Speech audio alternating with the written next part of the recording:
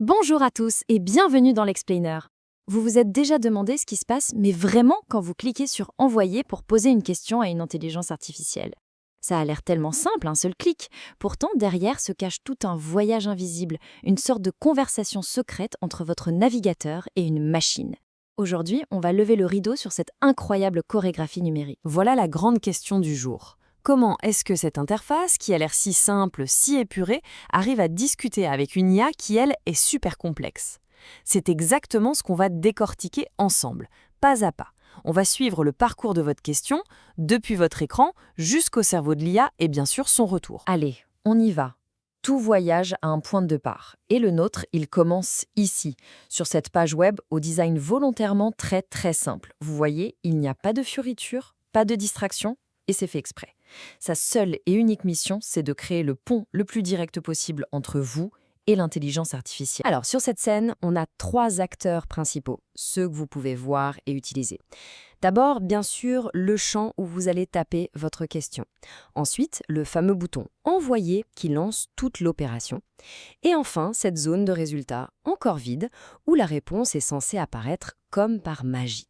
Chacun a un rôle très clair. Mais vous le savez, dans une bonne pièce de théâtre, le plus important est souvent en coulisses. Ici, notre metteur en scène, c'est le code JavaScript. C'est lui le chef d'orchestre. Et petit détail qui a son importance, il est en vanilla. Ça veut dire que c'est du pur JavaScript, sans aucune bibliothèque externe. C'est lui qui tire toutes les ficelles. Bon, maintenant que notre décor est planté et qu'on connaît nos acteurs, l'action peut enfin commencer. Et tout part de vous, d'une simple impulsion, un clic de souris ou juste en appuyant sur la touche Entrée. C'est ce geste qui va déclencher toute une cascade d'événements. On y est, c'est le moment clé. Vous avez tapé votre question, vous appuyez sur Entrée. Et à cet instant précis, un signal est envoyé.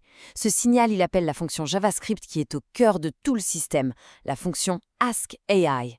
C'est le coup d'envoi. Votre question quitte officiellement votre navigateur et commence son périple. Et c'est là que ça devient vraiment fascinant. Votre question, elle ne part pas directement tête baissée vers l'IA. Non, ce serait trop simple. En fait, le script va commencer par une conversation en 2 temps avec le serveur. C'est une sorte de dialogue pour préparer le terrain avant de poser la vraie question. Une fois qu'elle est lancée, cette fonction Ask AI suit un plan d'action super logique. D'abord, la validation. Est-ce que la question est vide? Non? Parfait. Alors on affiche une petite animation de chargement pour vous faire patienter. C'est là que le fameux dialogue commence. Un premier appel pour demander au serveur « Dis-moi, à quelle IA je dois parler ?» Puis un deuxième pour envoyer votre question à cette IA. Et enfin, on affiche la réponse. Et surtout, point très important, à chaque étape, tout est prévu pour gérer les erreurs. Pour que cette conversation puisse avoir lieu, le code a besoin de savoir où s'adresser. C'est un peu comme une adresse postale, mais pour un serveur. En langage technique, on appelle ça un endpoint. Pensez-y vraiment comme ça. C'est l'adresse exacte, la bonne porte à laquelle notre code doit aller frapper pour parler à la bonne personne. Donc ce dialogue se fait en 2 temps. Le premier appel, un GET, c'est une simple prise de contact. Le code demande « Salut le serveur, c'est quoi le nom de l'IA que tu utilises en ce moment ?» Une fois qu'il a l'info, il peut lancer le deuxième appel, un POST. Et cette fois, il envoie votre question directement à la bonne IA. C'est un système en 2 étapes, super efficace et vraiment intelligent. Ça y est, le dialogue a eu lieu, le serveur a fait son travail, l'IA a bien réfléchi. Le moment que vous attendiez est enfin arrivé. La réponse fait maintenant le chemin inverse et revient victorieuse vers votre écran. Et voilà le bouquet final, ce que vous voyez à l'écran. La petite animation de chargement qui vous a fait patienter s'efface, et pouf, le texte généré par l'intelligence artificielle se matérialise dans la zone de résultat. La boucle est bouclée, mission accomplie. Mais que se passe-t-il si un truc tourne mal? Une coupure de réseau, un serveur qui répond pas? C'est là qu'intervient la gestion des erreurs, et c'est absolument crucial.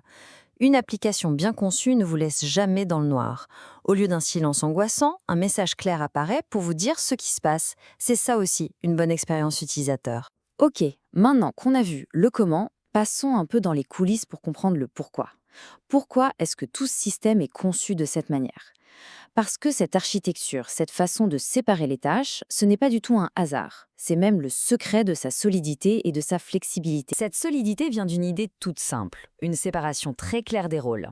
D'un côté, on a ce qu'on appelle le front-end. Ça, c'est la vitrine, c'est tout ce qui se passe dans votre navigateur. De l'autre côté, on a le back-end. Lui, c'est le cerveau de l'opération. Il est sur le serveur. c'est lui qui a l'IA et qui fait tout le travail de réflexion.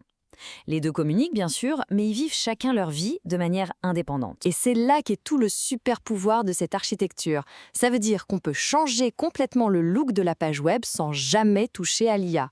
Et inversement, les développeurs peuvent mettre à jour le modèle d'IA, en mettre un plus puissant par exemple, et de votre côté sur la page, vous ne verrez absolument aucune différence.